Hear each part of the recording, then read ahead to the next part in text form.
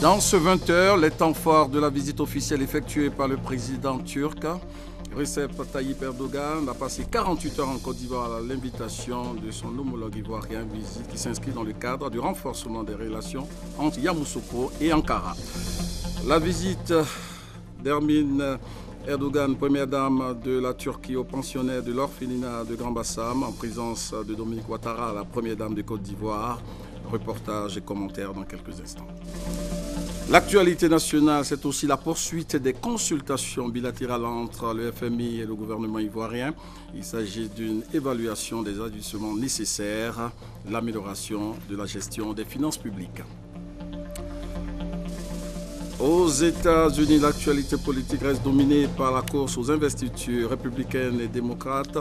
Pour l'élection présidentielle, le Super Tuesday, le vote dans 14 États, c'est pour demain, mardi. Voilà pour les principaux titres. Bonsoir, soyez les bienvenus dans ce 20h. Je vous l'annonçais dans les titres, le président de la Turquie a passé 48 heures ici en Côte d'Ivoire. Cette première visite officielle du président Erdogan intervient presque un an après celle effectuée par le président Alassane Ouattara à Ankara, la capitale turque, l'année dernière, en mars 2015. Nous vous proposons, dans un premier temps, l'entretien en tête-à-tête et la signature d'accord. C'est avec Jérôme Kofi Abolin.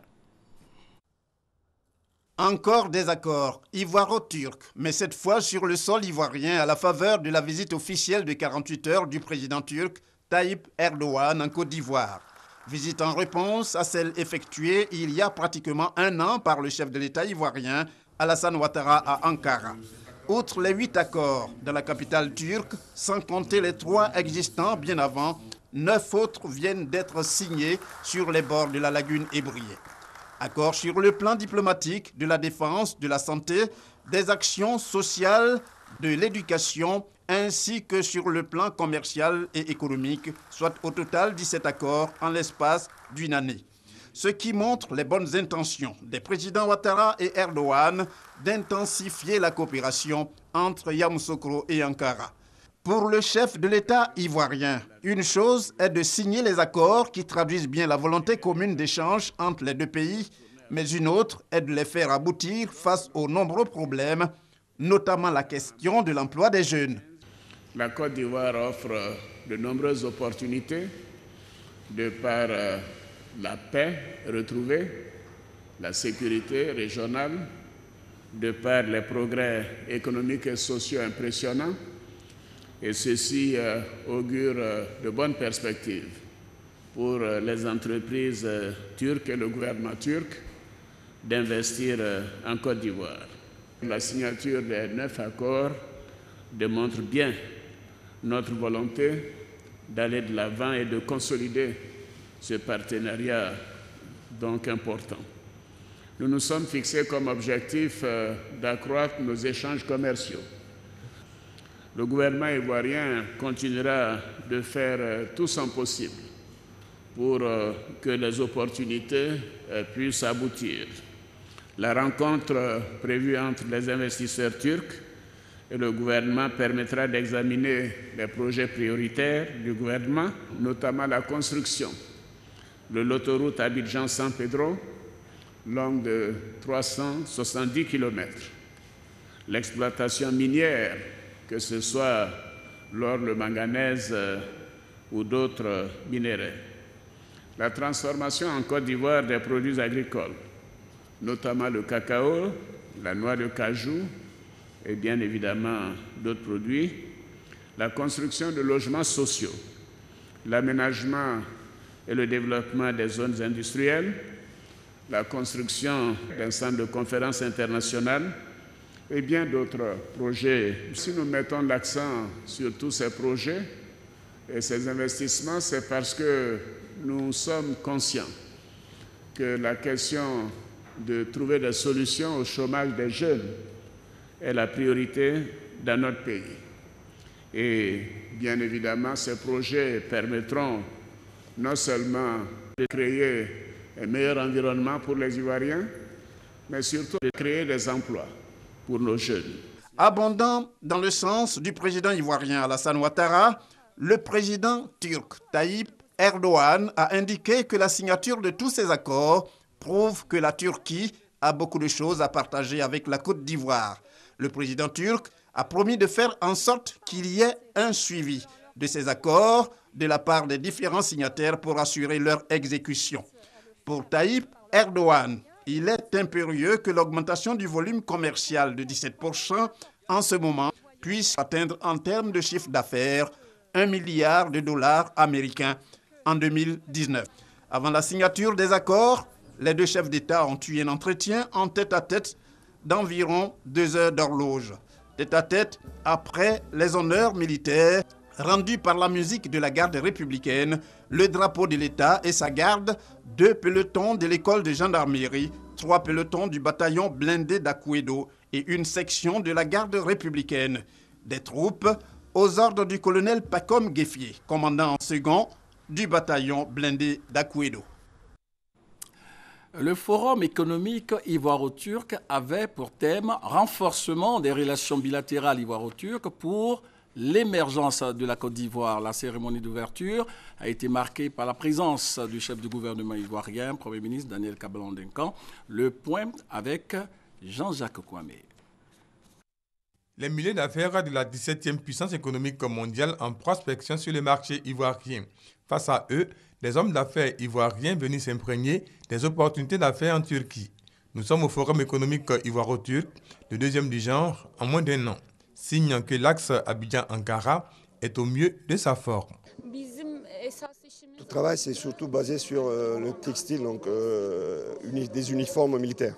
Nous avons déjà commencé avec la douane et maintenant on voudrait conquérir tous les secteurs qui portent de tenues militaires, police, de la douane, la gendarmerie, l'armée de l'air, l'armée de terre, tout ça. On est intéressé par le secteur de l'énergie, par la construction des autoroutes, des routes en Côte d'Ivoire.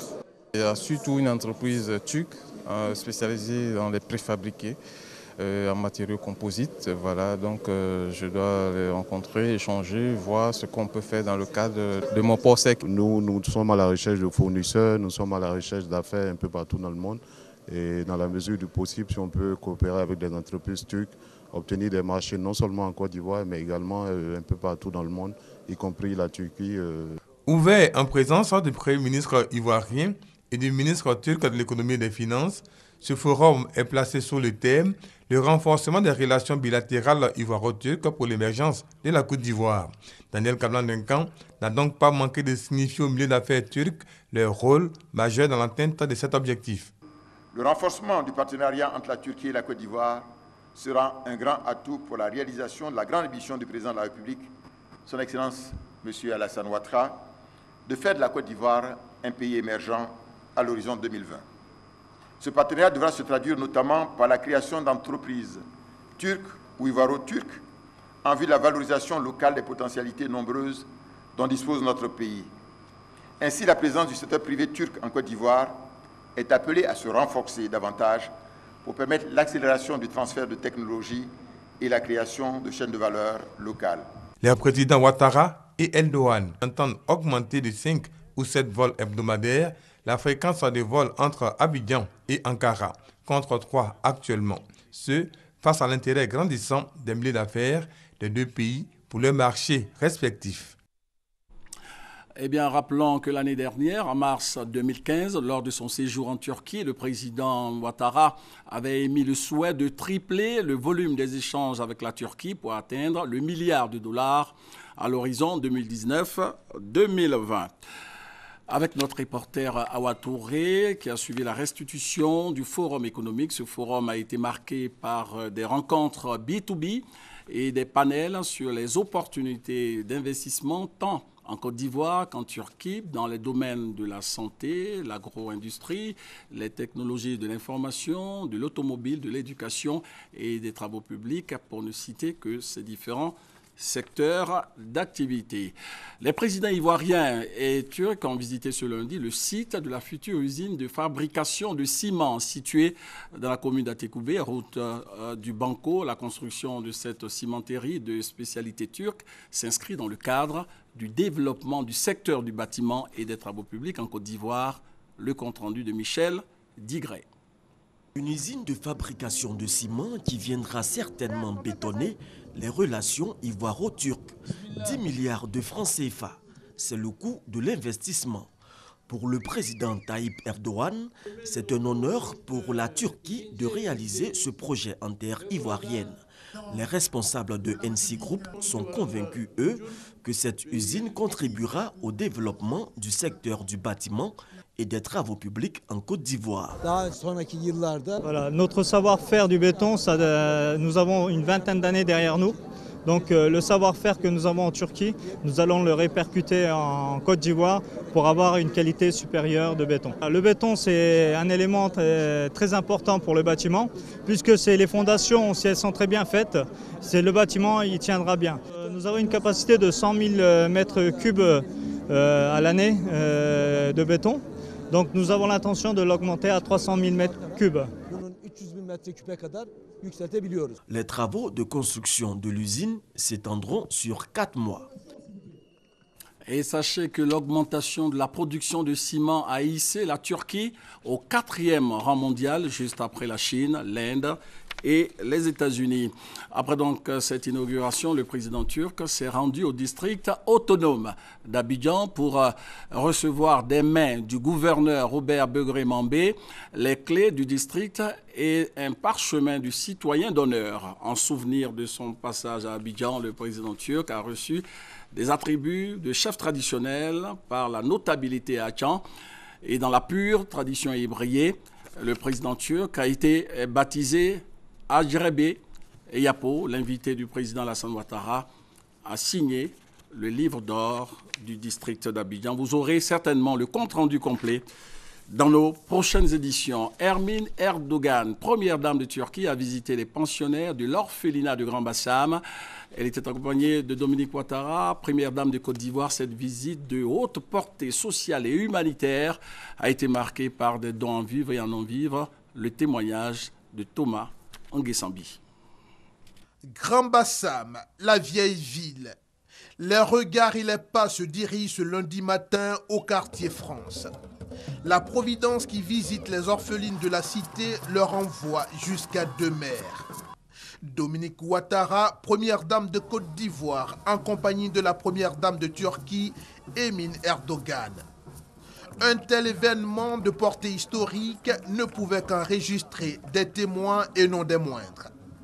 Comme si elle se sentait soutenue par tous ses visiteurs et convaincue que ces présents d'une envergure aussi impressionnante sont loin d'être en transit, c'est avec empressement et beaucoup de joie que les enfants bénissent les pas des 2 premières dames.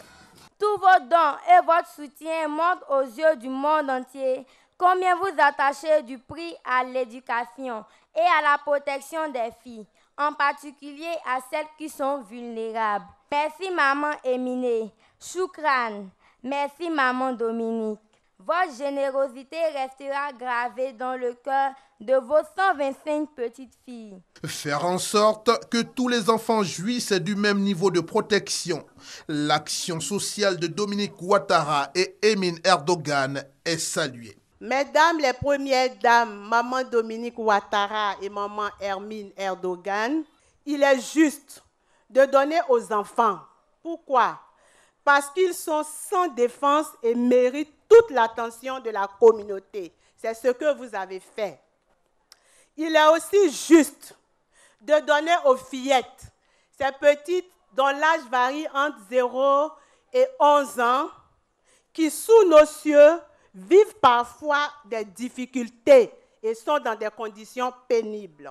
Visiblement heureuse d'être en compagnie de l'épouse du président de Turquie pour cette visite, Dominique Ouattara en donne tout le sens. Chers enfants, Madame Erdogan et moi partageons les mêmes valeurs de solidarité et d'amour qui sont à la base de notre engagement pour l'épanouissement des enfants, tout particulièrement ceux qui n'ont pas la chance de grandir dans une cellule familiale. C'est pourquoi il était important pour nous d'améliorer l'environnement de vie et d'apprentissage de nos jeunes filles de l'orphelinat. Pour Emin Erdogan, chaque enfant, quel qu'il soit et où qu'il soit, a besoin d'un amour chaleureux.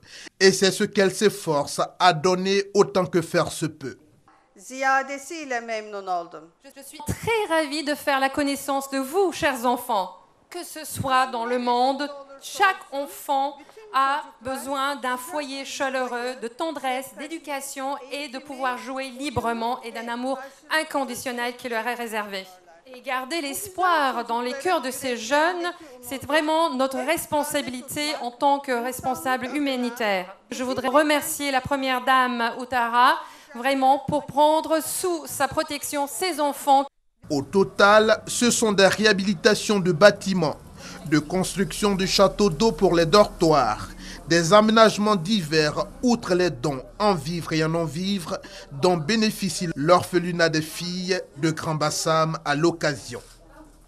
Après des mots et des échanges de civilité, les deux premières dames et leurs délégations respectives se donnent du temps de visite des installations avant de mettre un terme à ce rendez-vous de l'histoire par l'acte symbolique de l'inauguration d'une des nombreuses réalisations au bénéfice des jeunes filles. Dans les premières heures du couple présidentiel turc en Côte d'Ivoire, un dîner offert par le président Alassane Ouattara, dîner au cours duquel le président turc a été élevé à la dignité de Grand Croix de l'Ordre national de la République de Côte d'Ivoire. Evelyne Alexis Ouedraogo. Recep Tayyip Erdogan est le premier président turc à visiter la Côte d'Ivoire. Les deux pays entretiennent des relations diplomatiques depuis 1998. Pour honorer ce tote de marque, un dîner coloré alliant charme et convivialité a été offert par le président Alassane Ouattara. Je vous invite à lever vos verres à la santé et au bonheur du couple présidentiel turc, au progrès et à la paix pour le peuple turc et à la coopération ivoiro-turque. Le président a par ailleurs appelé les opérateurs économiques contre la délégation à s'intéresser aux opportunités d'affaires en Côte d'Ivoire. Avec le poids économique de la Côte d'Ivoire et les atouts au niveau de la sous-région ouest-africaine, notre pays pourrait efficacement constituer la porte d'accès à l'espace économique de l'Union économique et monétaire ouest-africaine, qui compte plus de 100 millions d'habitants, et le vaste marché de 350 millions de consommateurs que représente la CEDEAO. Fort de cette position, je lance un appel en direction des opérateurs économiques qui vous accompagnent, et généralement les opérateurs économiques turcs, afin que vous puissiez vous intéresser aux opportunités d'affaires en Côte d'Ivoire. L'axe Yamoussoukro-Ankara s'est considérablement réchauffé avec la visite du président Alassane Ouattara dans ce pays l'an dernier et l'ouverture depuis peu d'une ligne aérienne directe Istanbul-Abidjan. Le président turc a été élevé au rang de Grand Croix dans l'ordre du mérite national. Voilà ce que l'on pouvait dire sur cette visite de 48 heures du président turc qui poursuit sa tournée africaine au Ghana puis au Nigeria. La tournée africaine du président turc s'achèvera en Guinée le 3 mars prochain. Le président turc a donc quitté Abidjan ce lundi en fin d'après-midi en présence du président Alassane Ouattara, de présidents d'institutions, de membres du gouvernement, de personnalités politiques, administratives et coutumières. L'actualité nationale, c'est aussi la poursuite des consultations bilatérales entre le FMI et le gouvernement ivoirien. Il s'agit d'une évaluation des ajustements nécessaires en matière de politique économique, des précisions avec l'ancien Bakayoko et Koné Adama du service économique de la rédaction. Les principaux sujets soumis à discussion avec le Fonds monétaire international, FMI, la croissance soutenable et inclusive, le renforcement budgétaire, la mobilisation des recettes liées notamment à la constitution des passifs et au recours au partenariat public-privé, la restructuration du secteur financier, les liens entre macrofinance et faisabilité du nouveau plan national de développement PND. Nous attendons avec beaucoup d'intérêt les résultats de ces consultations. C'est d'autant plus que la Côte d'Ivoire a affiché sa volonté de conclure un nouveau programme avec le fonds. Toutefois, le gouvernement continuera de prendre des mesures visant le raffermissement des recouvrements avec précisément un plan d'action pour une meilleure collecte de la TVA et la modernisation des services douaniers. Concernant les débordements budgétaires, ils doivent être limités. Tous les projets issus du partenariat public-privé seront préalablement examinés par un comité placé sous l'autorité directe de la présidence de la République. Les ambitions de la Côte d'Ivoire demeurent donc d'émergence à l'horizon 2020. Elle a toujours besoin de ses partenaires au développement pour l'accompagner dans la réalisation de cette ambition. Durant la période 2011-2015, la quote-part reversée à la Côte d'Ivoire par le FMI dans le cadre des ressources mobilisées sur le marché international s'élève à 365 milliards de francs CFA. Une contribution que le chef de la mission, Dan Ougoura, entend renforcer. Le 53e Salon international de l'agriculture s'est ouvert récemment à Paris. La Côte d'Ivoire, notre pays, est présente à ce rendez-vous du monde agricole avec pour objectif d'afficher sa volonté de passer d'une économie d'exportation de matières premières à une économie de transformation. Explication avec notre envoyé spécial à Paris, Noël Niagno. Samedi 27, lundi 29 février, voici 3 jours que le Salon international de Paris a ouvert ses portes. 3 jours durant lesquels la Côte d'Ivoire, leader agricole sous-régional, expose aux Parisiens les produits de son agriculture avec une volonté politique affichée, passer de l'exportation à l'état brut des matières premières produites à leur transformation d'ici à 2020. 50% pour le cacao, 100% pour le cajou. 2 produits en pole position sur le stand ivoirien. De l'avis des visiteurs parisiens, l'initiative est pertinente. Nous savons pendant longtemps que la Côte d'Ivoire a été leader mondial, n'est-ce pas, du cacao. Maintenant, passer à la transformation, par exemple, de ces produits-là, va permettre d'avoir une valeur ajoutée supplémentaire. À l'exception de ces produits porte-étendard de cette volonté politique affichée, les produits vivriers transformés sont proposés aux consommateurs parisiens. Là aussi, la satisfaction est au rendez-vous. Toute la diaspora noire pour pouvoir profiter et puis acheter ces produits. Et puis ce sont de bons produits naturels, comme je dis, ça nous fait rappeler nos jardins d'antan. Prolongement de cette campagne, la salle dédiée à la presse venue couvrir le salon. Une séance de dégustation et d'information tout azimut pour mieux faire écho du potentiel ivoirien et de son ambition de transformer la structure de son économie.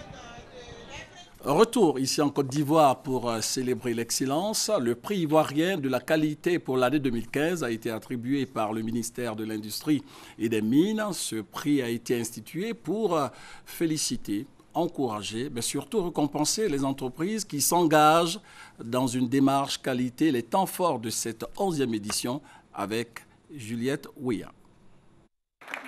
3 entreprises ont reçu le prix ivoirien de la qualité 2015 des mains du ministre de l'Industrie et des Mines, Jean-Claude Brou, ce jeudi 25 février.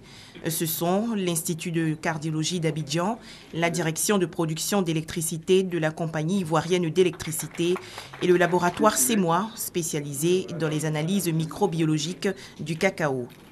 Notre joie s'explique par le fait que dans cette période de dégradation des valeurs morales, et la perte du goût de l'effort au profit de la facilité, il faut des modèles qui servent de repère aux générations actuelles et à venir. Par cette distinction, nous sommes fiers de faire partie des modèles de notre pays. Pour le ministre Jean-Claude Brou, les entreprises publiques et privées peuvent faire et doivent faire mieux. En matière de politique de qualité, le gouvernement a l'ambition de bâtir une infrastructure de la qualité et de la normalisation digne de notre pays, car la qualité constitue aujourd'hui un enjeu stratégique en raison d'un environnement mondial caractérisé par la concurrence dans tous les domaines de l'activité économique. Les entreprises lauréates ont reçu chacune un trophée, un diplôme et un chèque. Depuis 2002, à travers le prix ivoirien de la qualité, le ministère de l'Industrie et des Mines veut promouvoir la culture qualité dans les entreprises implantées sur le territoire national. Poursuivons ce journal avec une interrogation. Comment célèbre-t-on son anniversaire quand on est né un 29 février?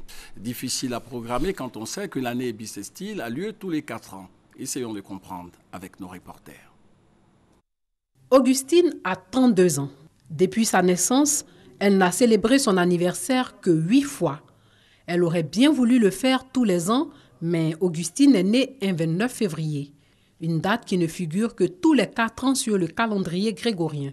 C'est bizarre. D'autres même souvent même se moquent même de toi, c'est 29 février, tu es né. Oui. Je suis contente parce qu'au moins cette année-là, c'est tombé sur un 29 février. Je vais fêter. Aimé est lui aussi né un 29 février. Et cette année 2016 est bien particulière pour lui. Je suis né un lundi, le 29 février 1988. Et j'ai remarqué que dans le calendrier de cette année, en 2016, le 29 est aussi un lundi. Pour moi, cette année, c'est un jour spécial. Cependant, une question reste posée. Comment célébrer son anniversaire quand le calendrier ne le permet pas? C'est le 1er mars que mes amis et mes frères me souhaitent le joyeux anniversaire. L'année passée, on a fêté le 28. Ils n'étaient pas vraiment d'accord qu'on le fête le 28, mais bon. Cette année, on a le 29 février, donc on fera un gros truc pour aimer. Souvent, si l'année tombe sur un 29 février, on fêtait mon anniversaire. Mais si ça ne tombait pas aussi, on ne fêtait pas. Pour certaines personnes, le 29 février n'augure rien de bon. Mais Augustine et Aimé assurent qu'il n'en est rien. Ce n'est pas parce qu'on n'est pas né le même jour que les autres, ou bien je ne sais pas, qu'on n'a pas la chance. Par exemple, moi, tout ce que je fais me réussit. Il y a un de mes amis qui me taquinait souvent, les gens mal nés, là. Je suis en 3e année de gestion, licence de gestion. Ça veut dire que nous, on réussit aussi. Nous avons l'intelligence comme les autres. Les personnes nées le 29 février ne sont pas damnées, à preuve l'Algérien Cheb Khaleb, artiste-chanteur qui a marqué le cœur des mélomanes, et aussi l'Américain Chucky Brown, ancien champion du basketball. Il a laissé une empreinte indélébile dans le monde du basketball. Après cette année 2016, les personnes nées le 29 février vont célébrer leur anniversaire en 2020. Voilà. Le président gambien Yahya Jammeh est candidat à sa propre succession. Il a été investi par son parti pour briguer un 5e mandat à l'élection présidentielle prévue en décembre prochain. Au pouvoir depuis 1994, Yahya Jammeh a été réélu 4 fois à la tête de la Gambie. Après 21 ans de pouvoir, il se dit opposé à toute limitation de mandat. Pas de limitation de mandat dans ce pays pour l'instant. La course aux investitures républicaines et démocrates pour l'élection présidentielle aux États-Unis, le Super Tuesday, c'est pour demain aux États-Unis. C'était un rendez-vous crucial dans le processus de désignation des candidats. Donald Trump est l'homme à abattre lors des primaires du Super Tuesday. Le candidat républicain a déjà remporté 3 des 4 primaires de son parti. Un succès qui pourrait se confirmer mardi prochain. Pour les républicains de l'establishment comme Rubio et Cruz, c'est vraiment la dernière chance qu'ils ont de gagner des élections et de perturber la course de Donald Trump. Ces sondages sont très bons à l'échelle nationale, mais aussi dans tous les États du Super Tuesday. Les électeurs de 12 États du sud des États-Unis sont appelés aux urnes pour ce Super Tuesday. Chaque État élit un certain nombre de délégués proportionnel à sa population. Chez les démocrates, 18% des délégués seront désignés. Pour les républicains, près d'un quart. Les campagnes plus modestes peuvent connaître de bons résultats dans les premiers États. Avec le porte-à-porte, les candidats rencontrent les électeurs. Mais maintenant, nous avons atteint le stade où les campagnes publicitaires prennent le pas, tout comme la capacité des candidats à rassembler rapidement de larges foules. La liste des candidats se réduit d'ailleurs comme peau de chagrin. Après seulement 4 États, l'Iowa, le New Hampshire, la Caroline du Sud et le Nevada. 12 des 17 candidats républicains ont déjà jeté l'éponge et 3 démocrates ont abandonné en tout début de course. Partie favorite, Hillary Clinton doit pourtant aujourd'hui batailler ferme face à Bernie Sanders. Le Super Tuesday pourrait lui permettre de conforter son avance. Ce sont des États où l'électorat du Parti démocrate est chez les minorités, les Afro-Américains, les Hispaniques. Hillary a la cote chez ses électeurs, donc elle va faire de bons résultats dans certains de ses États. Et Bernie doit aussi être performant dans des États de Nouvelle-Angleterre s'il veut contrebalancer cela. À moins d'un coup de théâtre lors du Super Tuesday, certains candidats pourraient bien devoir dire adieu à leurs ambitions présidentielles. Voilà, fin de ce journal. Après 48 heures de visite, le président turc a quitté Abidjan ce lundi en fin d'après-midi, en présence donc du chef de l'État que vous voyez sur votre écran, de présidents d'institutions, de membres du gouvernement, de personnalités politiques et administratives. Voilà, le président Erdogan qui donc quitte la Côte d'Ivoire après 48 heures de visite officielle.